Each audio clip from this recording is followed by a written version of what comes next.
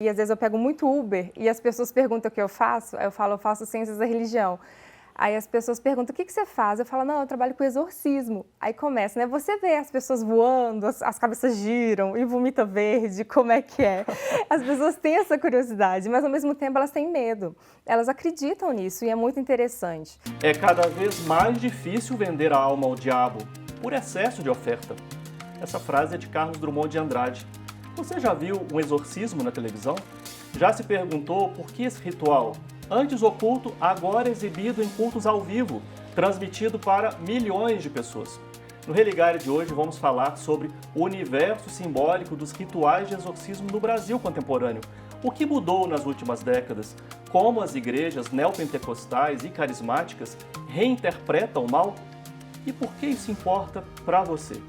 A nossa convidada, Thalita Bárbara, uma mulher pesquisadora, trilhou um caminho instigante: antropologia, arqueologia, ciências forenses, ciências da religião. Mulher pesquisadora, e trouxe o Heitor com a gente, né? Telespectadores, ouvir, né, a vozinha do Heitor no fundo é porque ele está com a gente aqui no estúdio. Thalita, bem-vinda. Como é que foi, né, na sua trajetória, né, circular pelas ciências sociais da religião e se dedicar a esse tema do exorcismo? Obrigada, Flávia, obrigada pelo convite. Então, são mais de 10 anos, né, trabalhando nesse caminho de antropologia que eu venho. E bem no inicinho da minha graduação, eu ainda já estava pensando o que eu ia fazer. E eu tive uma disciplina de simbolismo e ritual. E falei, é isso, me apaixonei. Falei, o ser humano, eu acho que é das coisas mais bonitas que tem, esse lado dele simbólico. Então, eu falei, é isso que eu quero tocar, é nisso que eu quero trabalhar, porque a gente sabe, né, o ser humano ele tem várias vertentes. Ele, ao mesmo tempo que ele pode ser também muito perigoso, ele tem esse tom delicado. E eu falei, é isso que eu quero ver, trabalhar na sociedade, ver esse toque. Então, quando eu descobri a religião, eu falei, é isso que eu quero para a minha vida. E trabalhando com a antropologia da religião, eu encontrei o exorcismo como uma forma de entender o ser humano. E na arqueologia também eu consegui buscar essa religiosidade trabalhando na arqueologia. Nas ciências forenses, agora que eu terminei, eu também trabalhei um pouco nesse lado religioso. E nas ciências da religião também sempre volta o tema exorcismo. Eu acho que já faz parte de mim. Eu brinco que eu tento ir para outros caminhos, igual agora no meu doutorado eu estou pensando no pânico satânico, mas sempre o exorcismo está em voga, assim, ele faz parte, eu acho que é da minha vida, não tem como, eu acho que separar Thalita acadêmica e Thalita pessoal, eu acho que não tem como mais, já faz parte da minha vida já. Então vai ser muito bom saber, né, detalhes dessa trajetória do que você está encontrando no seu caminho. Sim. Há 20 anos, o Religare busca compreender a diversidade religiosa e cultural. Quer rever ou assistir episódios anteriores? Acesse o nosso canal no YouTube, Religare Conhecimento e Religião. E siga as nossas redes sociais no @TV Horizonte Oficial. O que é exatamente um ritual de exorcismo, Thalita? Sim, o ritual do exorcismo é aquele clássico, né, que todo mundo conhece, principalmente por causa do cinema. Se a gente pensar na década de 70 para cá, ele veio cada vez desenvolvendo mais por causa da mídia, né? Então as pessoas elas têm muita curiosidade para saber, eu passo na rua e às vezes eu pego muito Uber e as pessoas perguntam o que eu faço, aí eu falo, eu faço ciências da religião. Aí as pessoas perguntam, o que você faz? Eu falo, não, eu trabalho com exorcismo. Aí começa, né? Você vê as pessoas voando, as cabeças giram e vomita verde, como é que é? As pessoas têm essa curiosidade, mas ao mesmo tempo elas têm medo. Elas acreditam nisso e é muito interessante.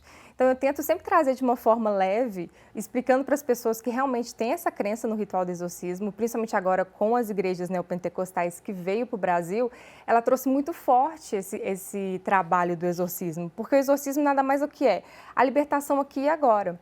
Antigamente, a gente pegasse a Igreja Católica, o exorcismo era algo que entrava dentro de você o mal, e você fazia o ritual e se libertava para sempre.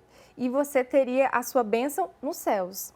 Agora não, a neopentecostal ela trouxe essa fast foodalização que eu chamo, de rituais à vontade, e o mal não é mais a culpa sua.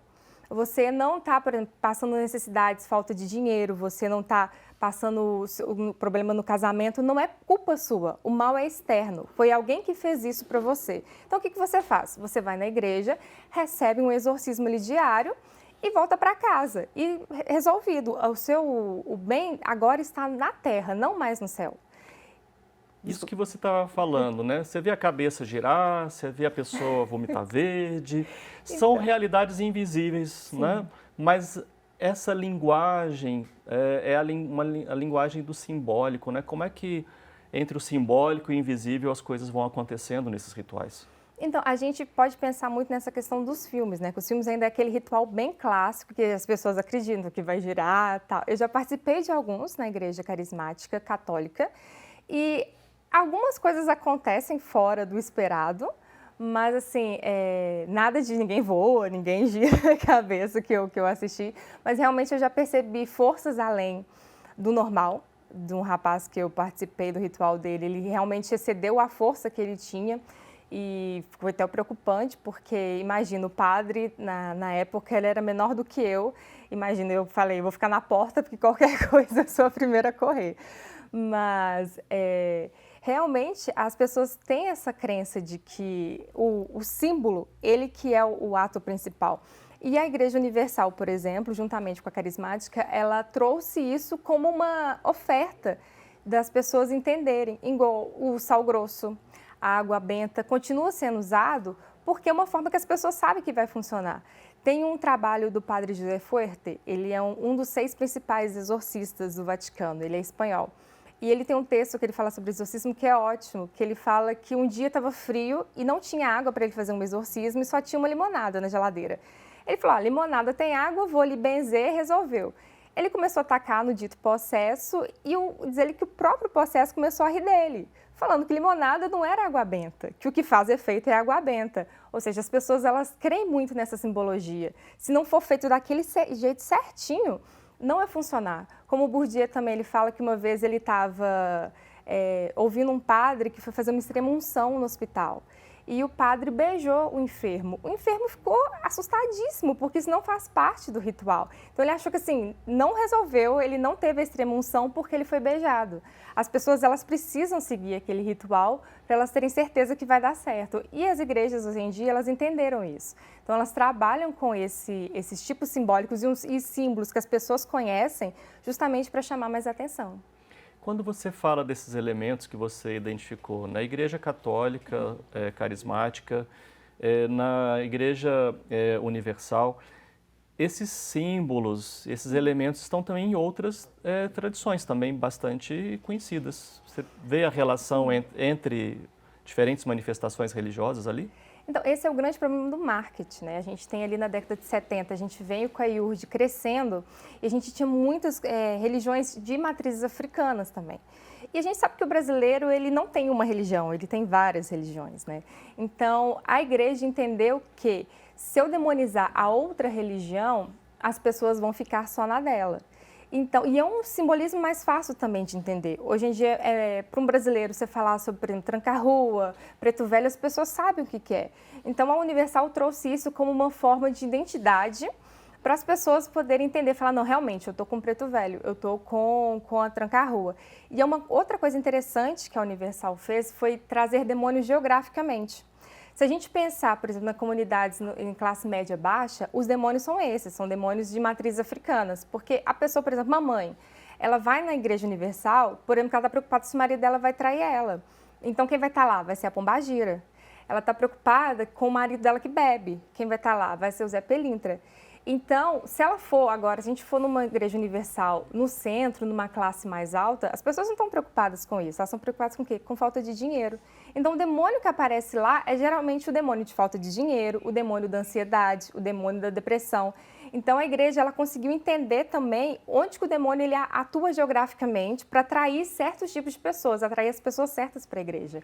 Sim, o pano de fundo aí é uma simbólica do mal. Nós poderíamos conversar também sobre a questão da demonização de outras tradições, que é um tema bem complexo. Mas tem a questão do mal é o que atravessa, né, é o pano de fundo de toda essa conversa, não? Sim, porque o que atrai as pessoas é justamente isso, assim, se libertar desse peso que elas carregam, né? E a Santo Agostinho falava que o mal está em nós mesmos, né? Mas a igreja trouxe ao contrário, né, da década de 70 para cá, ela falou que o mal não está em você, o mal é externo. Então a gente precisa te ajudar a se libertar desse mal.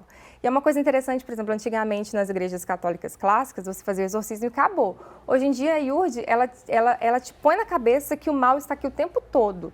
Então você é exorcizado hoje, você tem que voltar amanhã, porque o mal pode voltar em você. Então você tem que estar diariamente indo na igreja, sendo membro fiel para poder ser exorcizado. O exorcismo é de todo dia. De todo dia, tanto que ela liberou, né, você pode ver pela mídia, pela televisão, agora a qualquer momento você tem acesso ao exorcismo. E antigamente não, antigamente era fechado, ninguém você fala participava. do período medieval, né, que o Sim. exorcismo tinha uma outra dinâmica na vida das pessoas. Sim, até hoje em dia mesmo a gente tem a católica ainda, né, apostólica romana, ainda com esse exorcismo mais fechado. Mas a carismática trouxe essa linha também, vindo com a Iurde, justamente entendendo o que a população queria, que é isso, é entender o que a população quer. A população quer essa festa de fusilização. Eu quero ser liberto hoje porque eu estou com problema hoje. Hoje eu não quero ir ser rica no reino dos céus, eu quero ser rica aqui agora, né? No reino dos céus depois a gente resolve. E a igreja entendeu isso. E como ela faz isso? Através de rituais de exorcismo. Porque ela liberta a pessoa ali e a pessoa já consegue ter uma vida plena aqui na Terra. E está tudo resolvido ali. Sim, mas o resolvido você tem que no outro dia voltar. Diferente da igreja católica clássica, né? Esse é o marketing dela. Você está resolvido hoje. Amanhã você tem que voltar, porque amanhã pode acontecer de novo. O demônio está aí todo dia. O tempo todo. Por isso que você escreveu no seu trabalho, o diabo está solta. Sim, tem muita oferta para o diabo aí. Olha, depois do intervalo a gente vai seguir aqui conversando, né? Como estava dizendo, né? A nossa convidada fez uma pesquisa e o título é O Diabo Está Solto. Então fica por aí que nós temos mais sobre o capiroto daqui a pouco.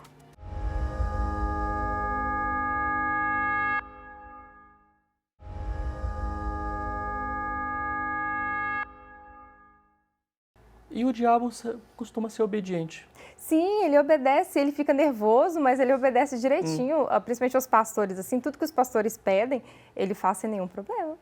Já não se fazem diabos como antigamente? Não, os diabos antigamente eram mais nervosos. Hoje em dia, eu acho que esse diabo está muito midiático também. Ele gosta de aparecer na mídia. Neste bloco do Religar e Conhecimento e Religião, nós vamos conhecer o que é que a nossa convidada tem a nos dizer sobre os rituais de exorcismo no Brasil.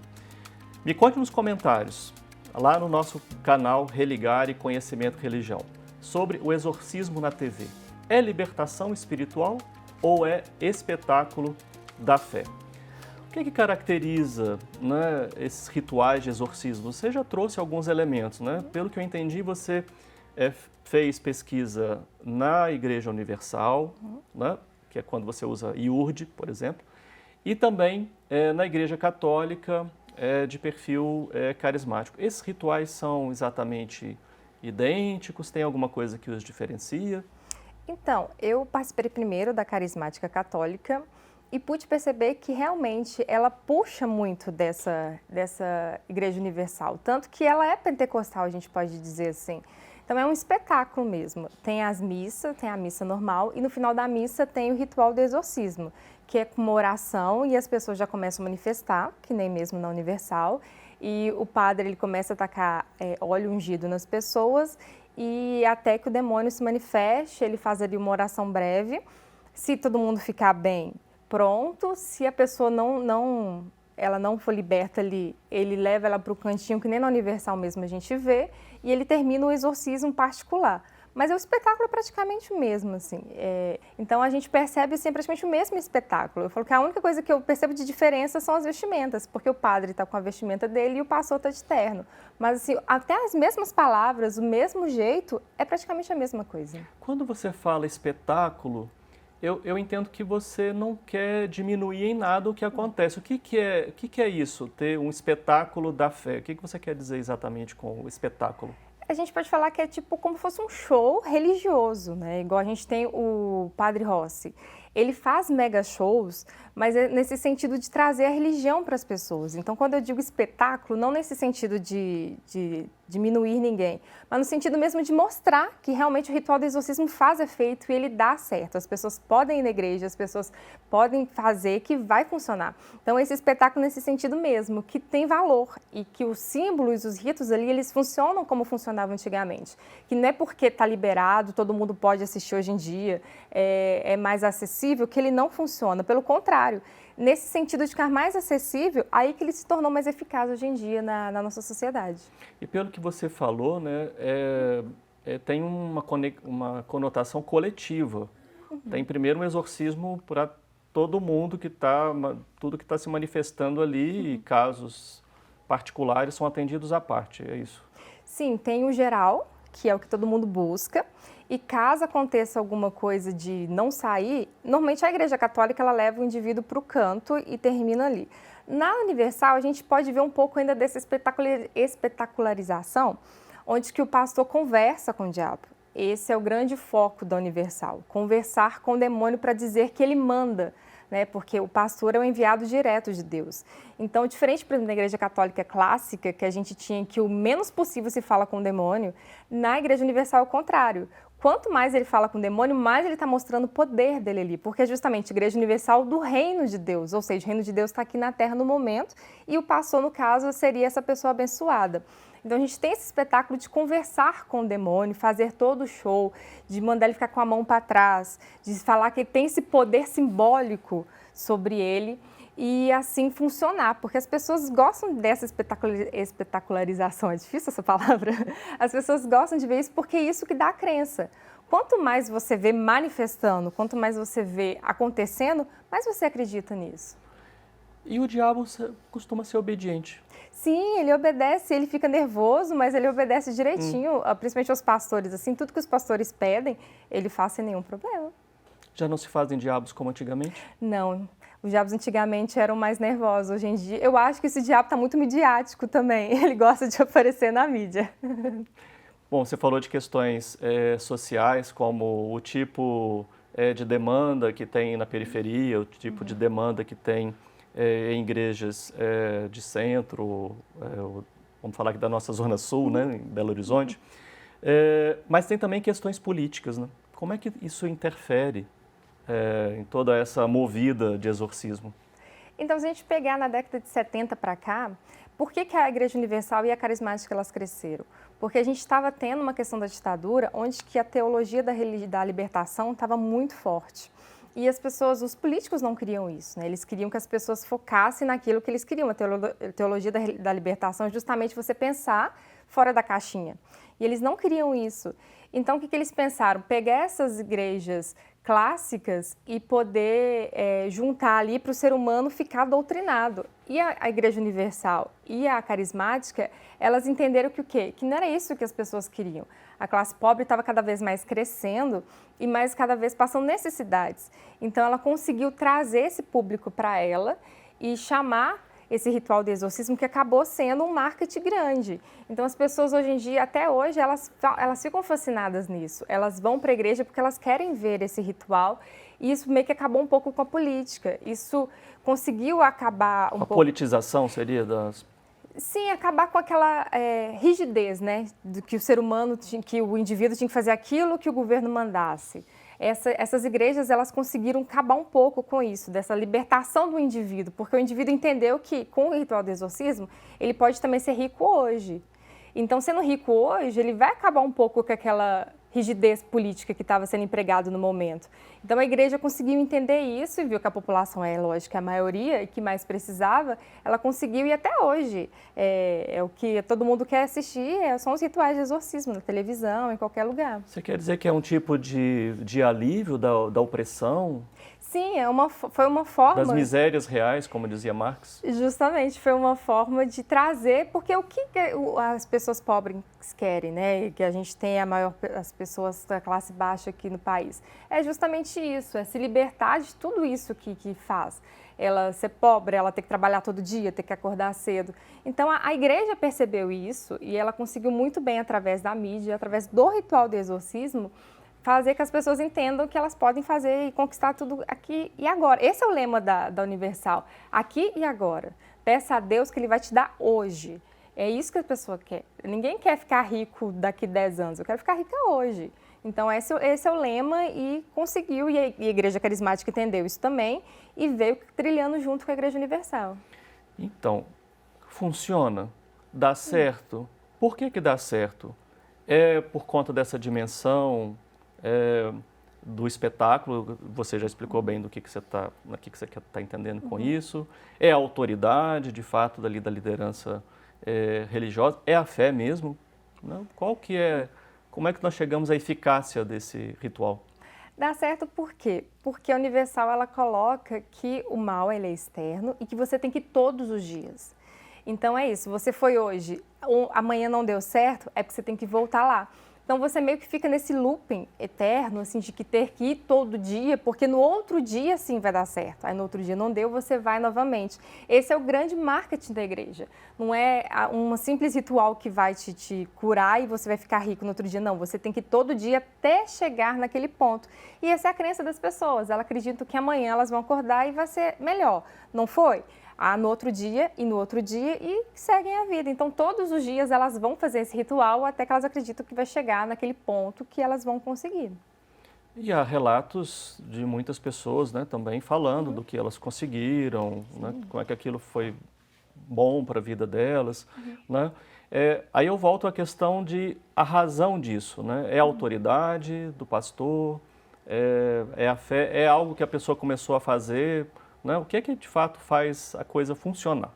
Acho que primeiramente é a fé. Eu falo que o ser humano ele tem a fé acima de qualquer coisa, principalmente o brasileiro, né? A gente acredita em tudo. A gente vai na igreja católica, vai na igreja evangélica, vai em centros espíritas, vai em terreiros. A gente, sim, pra gente tudo tá valendo, porque a gente tem muita fé. O ser humano é baseado povo encantado, nisso. Me disse um colega uma vez. Justamente, a gente é essa magia, né? Então, é interessante, tem até um documentário o Santo Forte do Coutinho, né? Que tem a Vera, que é uma personagem que eu gosto muito dela, que ela fala assim, que ela ia no terreiro, aí ela terminou um casamento, foi para a Igreja Universal, e o casamento dela também deu errado, agora ela vai na Assembleia, mas assim, ela tem santos em casa, ela tem entidades de coisa, e tudo está certo, ela acredita em tudo isso. E isso que é o que caminha o ser humano, assim, é a fé, e quando ele chega numa igreja, tem uma autoridade ali, põe mais força nessa fé. Então, acaba legitimando aquilo que ele acredita. De tudo isso que você assistiu, estudou, né, que você acompanha, o que mais te surpreendeu? E para onde que você quer seguir com esse tema?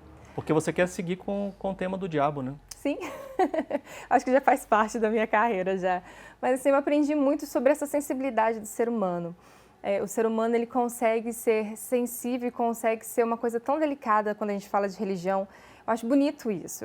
Por isso que eu fiz ciências da religião. Eu falava com o meu orientador assim, que na antropologia eu encontrei meu caminho e nas ciências da religião eu falei, agora eu sei onde que eu estou. Porque eu acho muito bonito essa parte do ser humano, esse toque religioso que ele tem. Eu acho que é isso que me mantém ainda na esperança do ser humano, é esse tema religioso. E ver exorcismos, por mais que tensos que possam parecer, e aconteceu várias coisas que eu já participei, é muito interessante. Por isso que eu te perguntei, o que é que te surpreendeu? Então, justamente como eu já falei antes, dessa força sobrenatural que eu vi, e assim, relatos do próprio dito possesso, né? Ele falava assim numa calma de coisas que ele fazia com a mãe dele, ele agredia, ele batia. E falava numa calma, assim, e a mãe dele também, a mãe dele tinha certeza que não era ele que fazia aquilo. Uma vez mesmo, um desses garotos, ele falou que pegou o telefone, porque o diabo falou com ele que ele tinha que matar a mãe dele. Ele pegou o telefone e começou a enforcar a mãe dele com o fio do telefone. E ficava, não é mãe, não foi assim que eu fiz? E a mãe dele foi. E assim, você percebe que realmente os dois acreditam que era uma força externa que estava fazendo aquilo. Em nenhum momento você vê que a mãe ama menos o filho, em nenhum momento ela percebe que é culpa dele. Ela tem certeza que é uma coisa externa, e eu acho isso muito bonito, porque isso é a fé do ser humano, é acreditar que não está acontecendo isso de propósito, né? Que é uma coisa externa, que vai ser melhor no outro dia. E eu acho muito bonita essa mãe, assim, ele tinha mais de 20 anos, esse rapaz. e ela buscava todos os meios, ela foi em vários padres, vários lugares, porque ela tinha certeza que o filho dela ia ser liberto. Alguns médicos falaram que ele tinha esquizofrenia, aquela coisa toda, ele tomava medicação, mas ela tinha certeza que ele ia ser curado e a gente ficou nesse caminho aí durante uns 6 meses. Olha, eu estou aqui com muitas questões, tudo isso que você está trazendo, né? Lembrando da pesquisa da Cláudia Ritz, falando das mulheres com seus maridos, que eram também interpretados como possessos, aí elas passavam um mau perrengue, né? Violência, coisa complicada. E essa distinção, né? O que é saúde? O que é religião nessa conversa, mas não vai dar para a gente conversar aqui, né? Fica para uma próxima. Sim. Você já está convidada. Obrigada. Né? A gente se encontra novamente na próxima semana com mais entrevistas e boas conversas. Um abraço muito cordial e até o próximo Religare, Conhecimento e Religião.